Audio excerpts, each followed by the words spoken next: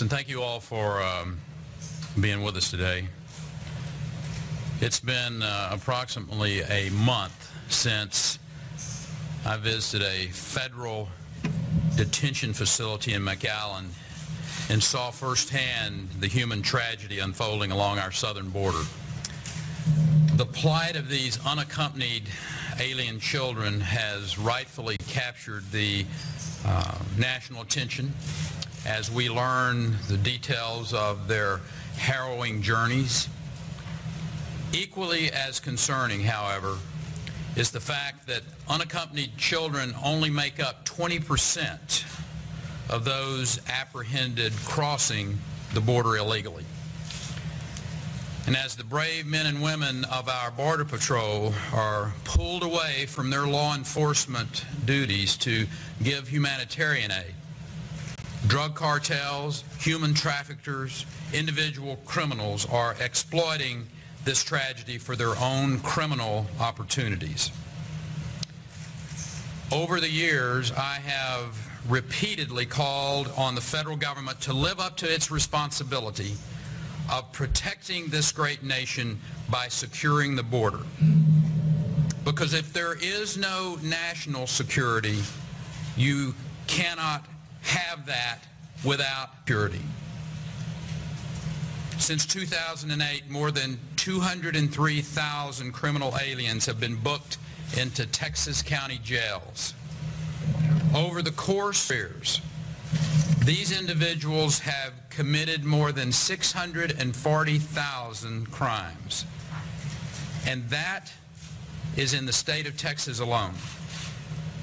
This includes more than 3,000 homicides and almost 8,000 impacted forever.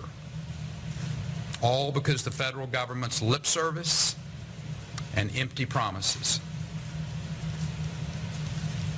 I will not stand idly by while our citizens are under assault and little children from Central America are detained in squalor. We are too good a country for that to occur. That is why today I am using my executive authority as governor of Texas and activating the National Guard. I've directed Adjutant General John Nichols to immediately prepare for deployment up to 1,000 of his troops in support of the Department of Public Safety's ongoing surge operation. It is codenamed Operation Strong Safety all along the border region. Prior to Operation Strong Safety, Texas has already invested $500 million in border security. That is a burden that Texas taxpayers should not have to burden themselves with. But as all of the Texans who have fallen victim to the crime at hand of these criminal aliens will attest to, the price of inaction is too high for Texans to pay.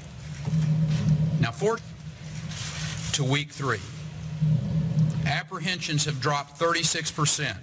From more than 6,600 per week to 4,200 per week in that area of operation.